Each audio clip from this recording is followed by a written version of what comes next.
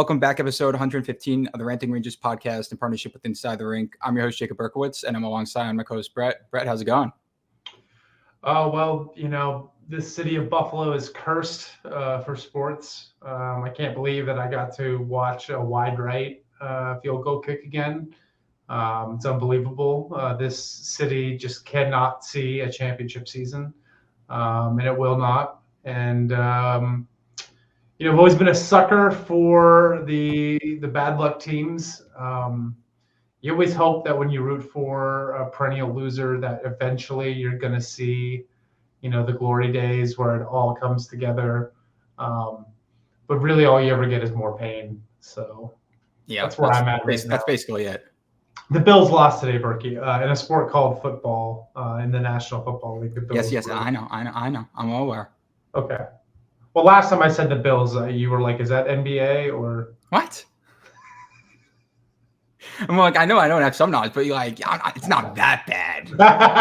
Fair. It's not that bad. I'm just ornery right now. Okay, I'm not happy about that, but hey, the Rangers won though, so that was Everyone needed that. Everyone there are so many things to talk about with the problems right now, but at that point, I was like, everyone just needs a win.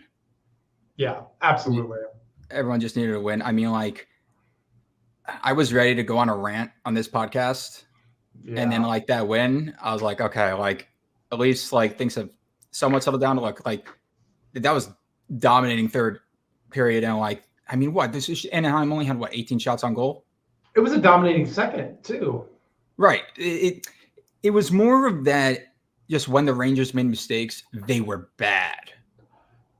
Which has been the story of this I don't want to call it a drought, but in this downturn that we've been in for the last 6 weeks now, something like that.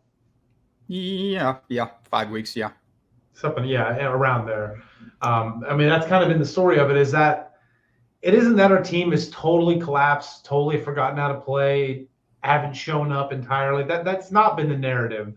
The narrative really has been just that they've made mistakes that have cost them. It seems like every time they make a mistake, they pay for it with a goal in the back of the net. And it also seems like we've hit that same thing of, a lot of people are talking about our 5v5 offense, which is still a fair criticism to talk about for sure. We still are overly reliant on the power play to win games. But I don't see a team that is just has not generating chances 5-on-5. It's just we're not bearing anything. God, the last 3-4 games, it's been how many posts have we hit? How many times has somebody fanned on a shot where there's a puck 50% of them are off in the air? Dude, he's been so snake bitten.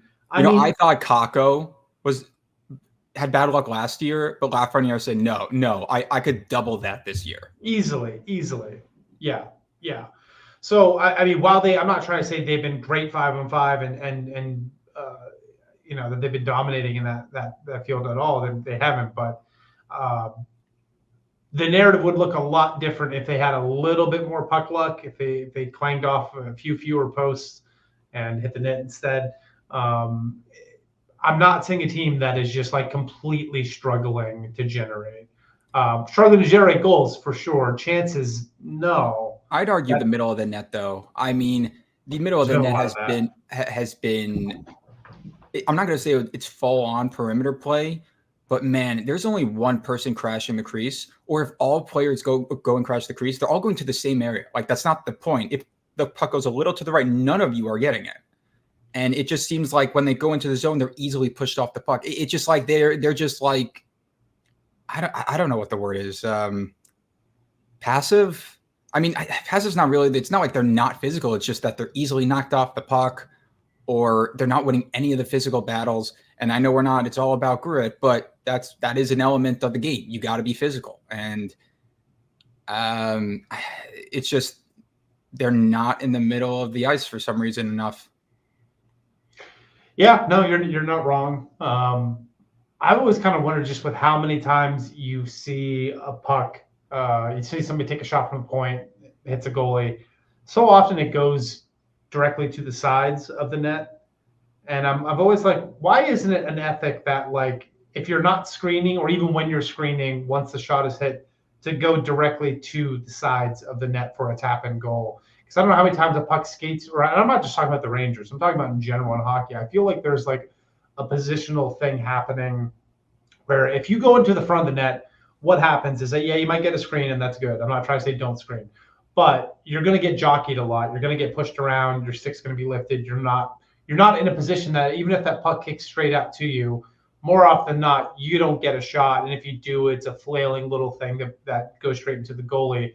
And I'm like, I would love to see, and I'm not a coach. I'm not an expert in any of this stuff on the X's and O's. But to me, it always seems like it'd be great if once the shot's taken, you immediately are peeling off right to the sides of the net for the tap and goal, because I see so many rebounds that skate out that way and there's no one there, and it creates that huge sound in the crowd where everyone's like, oh, because you see the puck skating across the crease. Right. Well, I guess it's like a 50-50. Which one are you going to? Which side are you going to? Like, it's not – you can't always see the rebound where it's going right away because a player's blocking you. Oh, no, I know. I get that. That's not what I'm saying. I'm saying proactively going to those places as a – Oh, yeah, no, I have no idea then. Yeah, no, I got nothing on that. It's and what is with all three Rangers? If they crash the net, they're all going to the same area.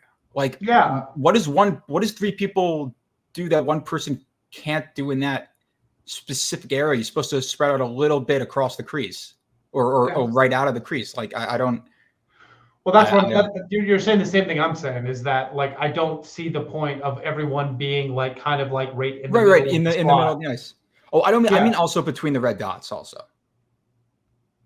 Yeah, but I don't see people posting up like to the left and right of the goalie is what I'm talking about. I mean, like, there's so many times where I just see them with the puck coming into the zone or in the zone, and they just get knocked off so easily. I'm like, what is that? Not enough upper body strength, I guess, really. But I mean, we haven't had that problem all season. It's not like they lack the strength, and I'm not saying it's not an effort issue, but it's just like, I don't know. What else could it be then? I honestly don't know. Frustration, overthinking, where you're trying to. I honestly have zero answer for it. Yeah, I mean, to me, I see a guy getting knocked off the puck like that. It's like a physical issue. It would be if you've had that problem the whole time. Well, what were they doing differently before? They were really good at that until like mid-December. Remember, we were discussing how every very tight game where it's very physical and it's a battle in between, they're always coming out on top. They're not doing that. Do you mean just like in like board battles and things like that, or what?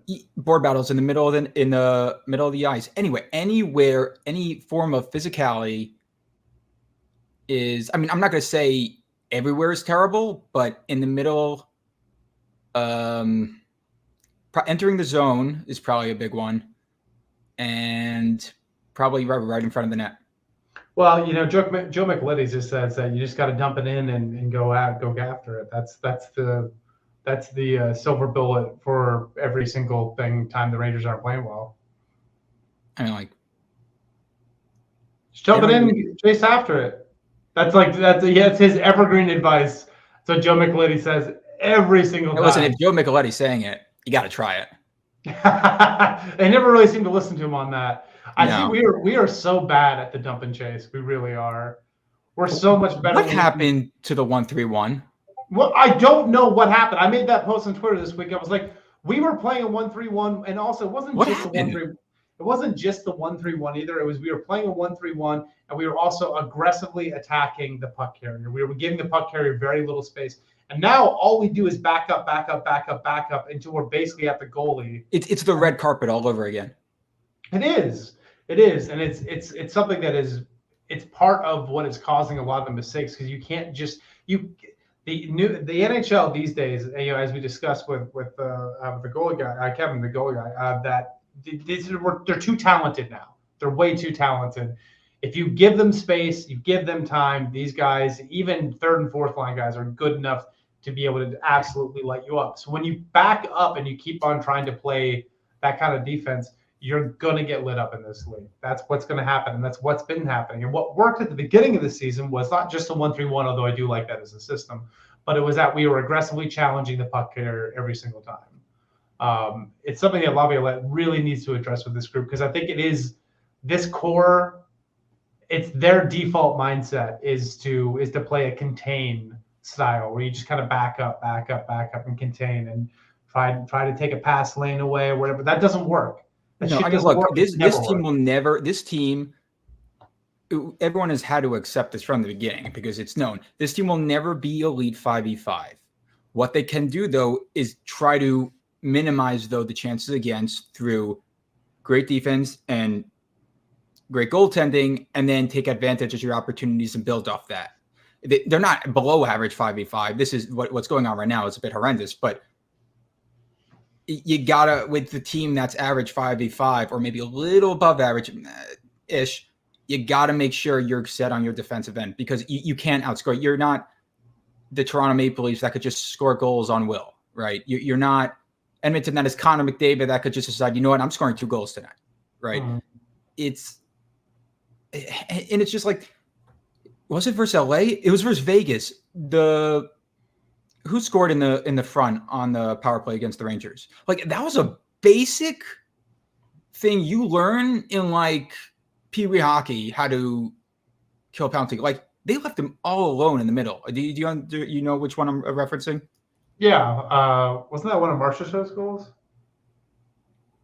I'm not sure whose it was. I think it was. Could be wrong on that, but I know where they just left them all alone. You just snuck in right in the slot, and there's 3 of us just like standing around looking. It was a mistake because the player was like an elite guy and he like had a great play. Like, okay, but it's just like, this is just basic stuff. No, they're allowing guys to come into the zone and set up unmolested, which is just something you absolutely cannot do on a power play. And again, it's the same ethic of what I'm talking about in 5-on-5 that's changed too, is that we're playing way too passively. We're playing passive defense. We're playing a very contained style defense. And that wasn't what we were doing at the beginning of the year, which looked so good at the very start. The very start of the year looked like, oh, we're going to be out there aggressive. And what happens when we play a team, like Carolina, that has a very aggressive forecheck, that is very aggressive against the puck carrier? They were very good against us, even on our power play, where they're just like, no, we're just going to give you absolutely zero time to think, to move, have zero space. I'm not going to give you any time to look around the ice. You're going to have to get rid of this puck in less than a second. Good luck. And that is the style of defense that I've seen basically every consistently winning team in the NHL for my entire life, even as the game has changed so much. That is the ethic of defense. That I've never understood a penalty kill that's passive. No, I've never understood it. I don't understand regular defense that's passive. That shit does not work. It never has in any form of hockey that's ever existed, except for like the 90s, where you could just like play a full-on trap and limit shots to like 9 a game because you could just hook, hold, and interfere with everyone you wanted to. That was about the only time in hockey history where you could play that passively and not get absolutely cooked. But it's only getting worse as the game gets more, and players get more and more talented, get better at shooting, get better at moving the puck. The more passive you play, the more time you give anyone, the more fucked you're going to be, and that's the way it is. And so it is a concerning trend to see us regressing back to that style of defense, and it's something I really hope Laviolette is looking at. Honestly, like coming into this game after they split up 2 goals to obviously Adam Henrique, I was like, I'm not one of those people that it's all over, let's panic, yada, yada. But it just felt like one of the things, you're probably not fixing this on the fly. The All-Star break could not come at a better time. Refresh, go on vacation, whatever you got to do, regroup, and build from that. Because, I mean, look, we all needed, the Rangers needed this, and we all needed this win tonight. But there are these defensive problems that's just, I don't know where you start, but some of it might just be taking a step back. Yeah, I mean, you can hope anyway. I mean, I'm not super doom and gloom here. I think this team can turn it back around. And, a win like tonight was a great way to try and get a little bit of the vibes back going again. I mean, as Sam said at the end of the game, man, 3 out of the last 5 feels a lot better than 3 losses in a row. That's for sure. Yeah. I was just trying to look because I had a thing of stats, and of course I can't find it now, which is Wait, Vetrano and Reinstrom did not score tonight, right? I don't think so. Both my bets got screwed over. That sucks. Yeah, no, because Adam Henrik scored it. So Yeah, I guess that makes up for it. Dang it! Why didn't I pick Adam Henrik? That's just such an obvious. Because I didn't tell you to make that bet. So. Oh, did you make that bet? No, you should check in with me though. Well, but I'm saying like, if you didn't make it, then who's to say you would have told me to do that? Well, I'm just saying, the last 2 games that I did bet, I'm up like $280 right now. Yeah, that was a nice bet with Kako and no, not Kako, Mika and Howden. Yeah, that was good. When Howden scored that empty netter, I'm like, I don't want to celebrate. Oh, that was the only reason I was still watching this game. Was please. Yeah, that was an amazing. I'm like, I don't want to celebrate, but at least I stayed up to like 12:30 or 1 in the morning, and I got money. So yeah, exactly. That was huge. Yeah, that's what gambling is for, to keep you interested in absolutely nothing below at games that you should turn off. One thing I don't get is, and I don't get why people are upset about this, because it makes zero sense. Why they didn't at least try Miller and Fox and Lindgren and Trouba? And before like anyone like loses their minds, like they could always switch it back. Yeah. And it's before the All-Star break. Things are shaky anyway. You might as well use this time to experiment before the All-Star break. Yeah. And that's it. And you have some idea saying, hey, maybe this worked. Let's continue this. Or you just switch back and say, okay, we just got to fix the defensive issues, as is no switching the lines. I don't get that. I don't get why they didn't even try it. I think, what I would guess is that they view Fox and Lindgren as something that you can't tamper with, and they don't see a way of rearranging Trouba, Miller, Schneider, and Gustafsson in a way that makes any more sense. But I think you have to. I think you have to get Trouba and Miller away from each other. You sent me Trouba's player card this year. Yeah. Oh my God, it's terrible. And when Miller's having a regressive year, in basically every front, the two of them are so often on the ice for defensive breakdowns. Now, it's fair to criticize them or Miller, one of Miller and his advantage at, but it's another thing to be like, trade them, they're a bust or they're not working out. Like, people got to pump the brakes there. We've seen what they are at their best. We've seen that they can be good. Like the reason, and I see this a lot. Like, what's the difference? Why is it okay to say something about Goodrow or Trouba or Bonino, but Condre Miller and Mika, people get upset about? Well, like, criticism is fair. That is fair, but you kind of get a bit of credit, right? Like when you play good for a certain amount of time and you go through a bad stretch, like when Shesterkin was going through that best in season, right? If he had that little stretch, very little, that he wasn't playing well, he let up like 7 goals last one night. Are we complaining about that? No, because it's like kind of a credit, right? He's played so well for a certain amount of time. We understand this is just a slump. Now, it's fair to criticize Mika. It's fair to criticize Miller, but it's a bit different than certain other people that just have not been good at general. Well, sure, but that's the culture that we're living in now. Oh, no, I'm not expecting more. I'm just explaining how idiotic it is. Oh, no, I'm agreeing with you but it's the culture that we live in right now that everything is a tribalistic sort of thing. We're living in the death of nuance. They're either the savior of New York or you're trading them. Well, exactly. It's the extreme, and it's either defend players no matter what all the time and everything's fine, or it's trade everyone all the time, and anything in between, you're going to get attacked from one on the other side. And it really shouldn't be that hard to understand that, like, you can both love a player, love a team. You could think that you want them to be better, but also still at the same time criticism. Like that's a huge basic tenet of being a sports fan, is to be able to evaluate somebody's play, discuss it, talk about it, think about it rationally without going to one extreme or another. And yes, you can criticize Mika when he's playing. Hell, it's fair to criticize Fox this year. Fox has played very poor and lazily defensively for huge stretches of this year. Now, he's been injured.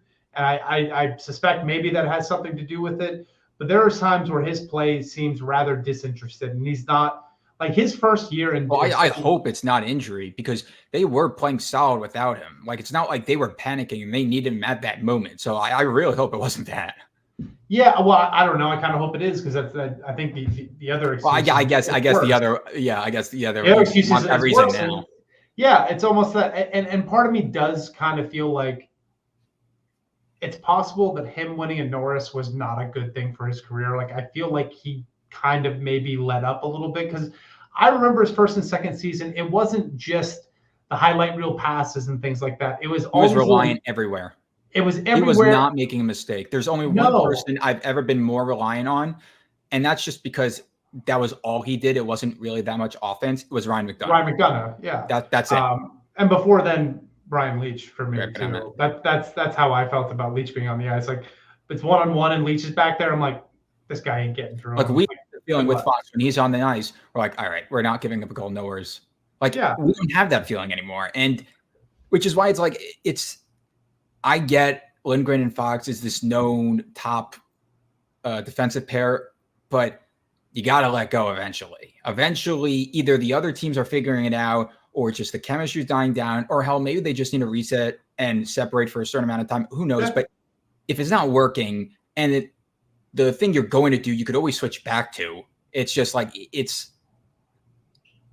I don't. That is what I don't get. If you could always go back to it, why not just try it? You should give it a shot. And I also just really do think that Laviolette has to find some way to put a shot in the arm of Fox, because I see play out of him pretty regularly where if he would have made an extra effort skating to a puck, if he would have made an extra effort, if he would have tried to do another move, he would have been able to make a better play. And I think, honestly, he's relying too much on his IQ and not enough on his effort. I think he's been lauded for being the smartest player in hockey, and he is. That he's resting so much on that he thinks now intrinsically that he can just predict the play and make the play. But he can't do that all the time. And sometimes all you need is brute force effort. And I don't think he's trying hard enough a lot of times. I think he's overly reliant on his high IQ. I also had a thing regarding Mika Zibanejad. How when he's coming into the zone, man, he gets knocked out the puck so easily. Yeah. Well, he does. But that's always been the case. It's a bit worse than usual. Well, he's not handling the puck as well as he was. Right, I guess not. Like, he's been able to. He's not winning any physical battles, but he's been able to brace himself where he's still able to handle the puck. Yeah, like, he's coming in with enough speed where he'll just bounce off them. He might be a little wobbly, but he'll handle it. Yeah, and he's no longer doing. He's losing the puck a lot more, and that was happening. I noticed that last year too. That he didn't look well. Hell, like EA NHL still has his like skill thing as being like magnetic puck. You know, the puck is just like magnetic to his stick, and I'm like, that's not the Mika Zibanejad I know. He is a piss. There are a lot of habits. I'm sorry for interrupting. I was just like, there are a lot of habits that the top players have been having that have gone more problematic each year. With Panarin, well, not obviously, but with Panarin, started to become more perimeter, less. I'm not going to say less physical, because he was never really that physical until this year. But to a certain extent, he was never going to the middle of the ice anymore. His shooting problem, it was like a tad problem at first, but got worse as it went on. With Mika Zibanejad, he kind of, again, went more to the outside or bumped off the puck easier or refused to go to the middle of the ice or even attempt something to cut to the middle. And Panarin seemed to have reversed that and, in fact, gotten better. And it's just... Yeah. Does Mika have to go bald? Is that it? Is that the solution? Yeah, basically. Yeah, absolutely. Is that it? I would let you drag him into a locker room, just have tail shaver. It's time. Yeah. Why not the whole team though? I mean, we're talking dynasty. Maybe for playoffs. Yeah, I think you just rip it all off for playoffs. Let him grow the beard, and then everyone can be a Joe Thornton. Bald, huge beard. Yeah, I know, but we'd be unstoppable. Yeah, bald. Like you saw how Panarin is now. No chance. No one have it. If this is next step Panarin, what is next step Mika Zibanejad? Well, if we did that though, that Bettman would immediately outlaw it. No. He'd pull Lou Camarillo. Yeah, absolutely. Speaking of Lou Lamoriello, I told you this, but I want to know, like, there's a Lou Lamoriello rule, that you're not, if for some reason you organize an event or anything, that you're able to go to on the Islanders ice at UBS Arena, you're not allowed to wear another team's jersey or hat or anything with their logo on it. Soft as shit. You're not allowed. That is the most baby Sarman soft bullshit that I've ever fucking heard. Like, what? I can't. I'd be embarrassed to try to enforce that rule. Like, oh no, I'm sorry, wrong team. You can't have that on here. Like, I would get it if I was told it was a league rule at first, and then someone told me like, no, they just told me it was a Lou Lamoriello rule. I'm like, that makes more sense. Yeah, of course. Yeah, but that's stupid. I would understand if it was like an in-game thing, like you're a guest, and they're like, yeah, you're not supposed to wear an opposing team's thing on the ice during the game, or like it's like if you're doing a charity event with the players or something, like that could be disrespectful or something. But like if it's just being on the ice and it's like no opposing teams jerseys, colors, like get out of here. That is to me that's not a cool. Like I'm sure there's Islanders fans would be like, yeah, that's right. That's what we do. I'm like, no, that's actually pathetic. It shows how soft-minded you actually are, that you can't handle that. It's pathetic. It's what do you expect from Islanders fans, though? That's true. And I can only imagine how brutal it's going to be if they start doing well under Patrick Roy. It won't. They won't, but like imagine the amount of people are saying, oh, we should have won with Roy. We should have won with Roy. No, I don't have a lot of faith in him. I think he's going to blow up again, but we'll see. Him in a Tortorella game, oh, that's got to be must watch. That's got to be must watch. When is that? Like, I got to look at the game because that's gonna be great. I can't wait for the Flyers to come back down to earth, though. It's got to happen at some point. It's eventually gonna happen. Like I've accepted the Bruins aren't gonna come down. Just playoff time, they're just gonna get knocked out. But I mean, the Flyers. I mean, the Flyers eventually, right? I mean, you got to think after the All-Star break, at some point there's going to be a collapse, and they're going to lose like 12 or 14 games, and all. And then we could get Morgan Frost.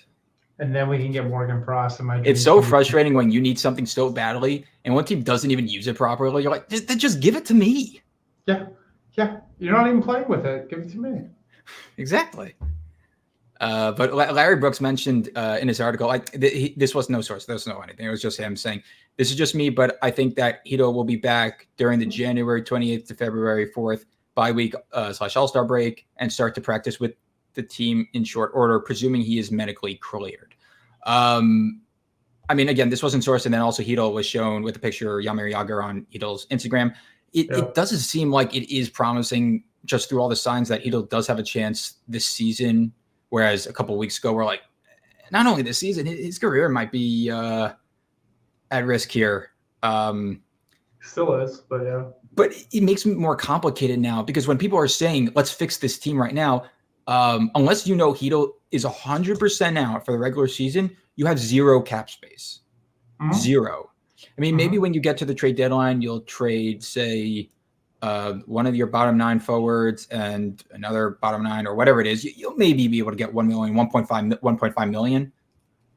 But it's just, it's rough. I mean, maybe after the All-Star break, there's more clarity, but it's just like, what do you do? I mean, well, Dickinson, first of my top trade deadline target, obviously re-signed with Chicago because Chicago is giving $4 million contracts like Halloween candy. It's like, can I get one? Well, it would be great if I could get one. What if, I'll just throw out a complete pure hypothetical. What if there was like a West Coast team named after like a Disney movie franchise that just traded away a puck moving defenseman that has tons of cap space that would maybe take on like, I don't know, like some sort of like 3.6 million dead cap bottom 6 winger whose name might rhyme with Schmarkly Schmo. In exchange for him and absorbing the cap and, a puck moving defenseman that we don't have any room in the lineup for, named like Jack Zones. What if that was a reality? I mean, I thought you were going to talk about Trevor Zegras. What? I thought you were going to mention Trevor Zegras. No.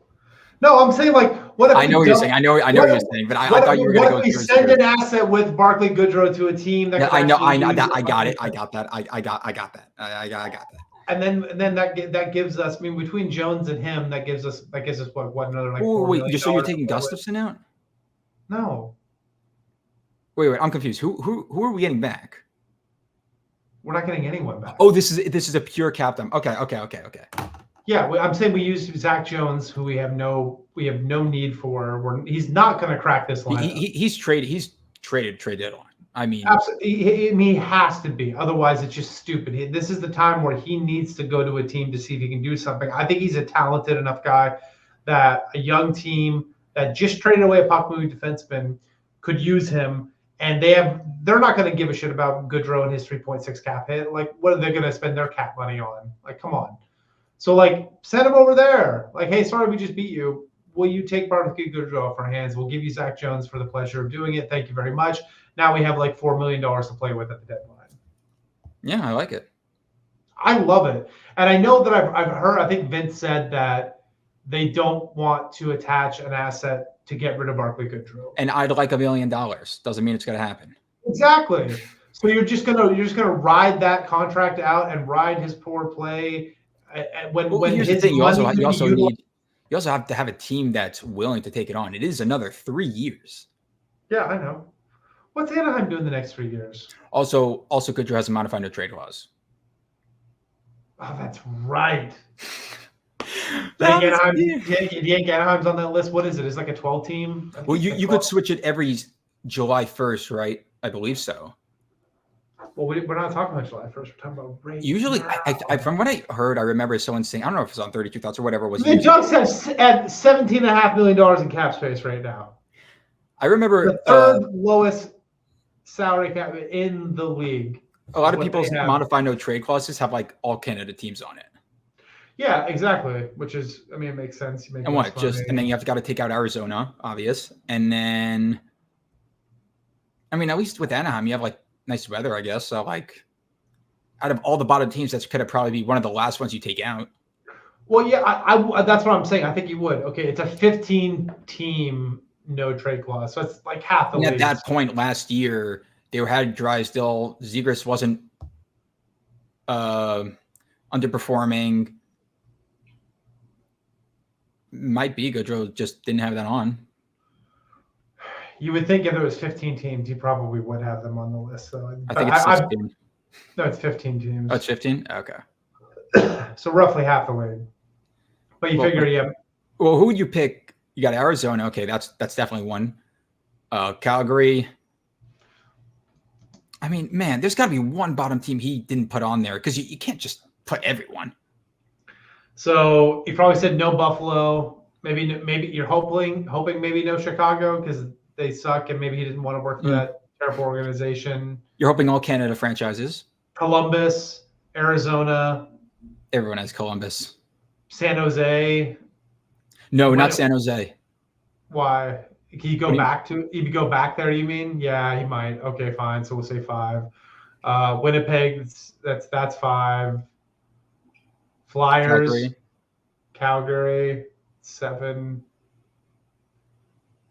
Edmonton, Seattle, New Jersey. See, there's no way Anaheim's on that list. Anaheim is on that list. Okay, I'm looking. There's no way if it was like a 12-team no trade clause. I think there's a passing chance that maybe he's like, I'd live in sunny Anaheim. So San Jose would probably be it. Do you think he wants to go back to that dumpster fire though? It's just the most likely of the bottom teams. I'm not going to say it is, but they don't have that much cap space to burn though. What do you mean? They got rid of Carlson. Oh, they retained some Carlson, but they got rid of Burns's. Right now, their current cap space is $4.2 million. Yeesh. I know. Wait. Oh, well, Logan Couture came off IR, so. Yeah, so you're basically looking at like the Predators, the Ducks, the Blackhawks, and the Sabres are all the teams. Yeah, we're screwed. All right. Yep. That's a back conversation. By the way, this is why you don't hand out no trade clauses to mediocre. I mean, to bottom six, he's never been anything else but a bottom six player. You shouldn't even hand him out to star players. In fact, I wish that no trade clauses weren't even a thing anymore. Like pretty much period. Or if they were, that was like you could pick like they were limited. Like you could have a no trade clause, and the list is only 8 teams. Like that's the most. Like there's only 8 places you're allowed to say I'm not going to live there, and everywhere otherwise you just have to suck it up and deal with it. Normally I'm an NHLPA guy, but like this trend of that happening is just terrible. It's terrible for managing hockey, and it leads teams to having stagnant rosters that they struggle to fix. And I just don't like seeing. I hate stagnant rosters. I hate seeing a team that because one GM for a couple years was acting like a moron means that this team now can be like sandbagged for years going forward when they want to make a change and they want to get fresh blood in there. It's bad for the league. It's bad for teams.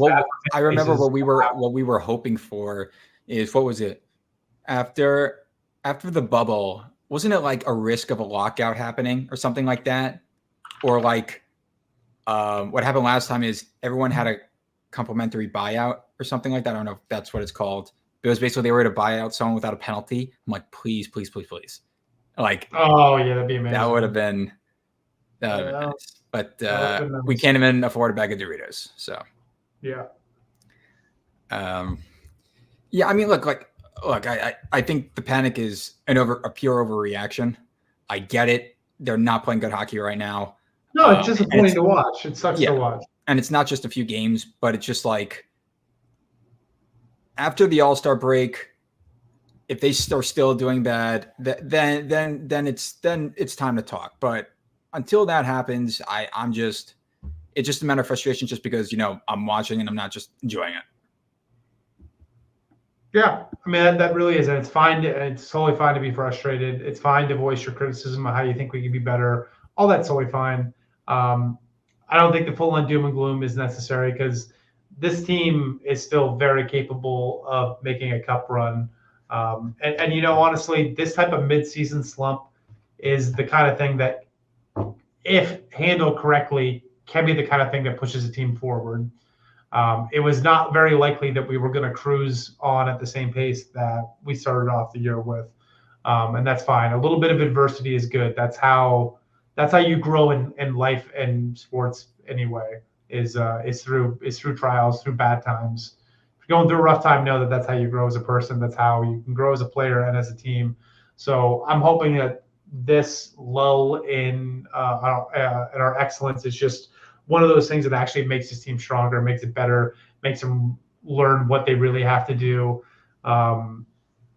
Because you don't need a team peaking in December. You need a team peaking in April. So yeah, you want to get home at the right time. We got time to get there. Yeah, and it's just like, I know this is not the time for it, and this is talk for another time, maybe not even until after the All-Star break.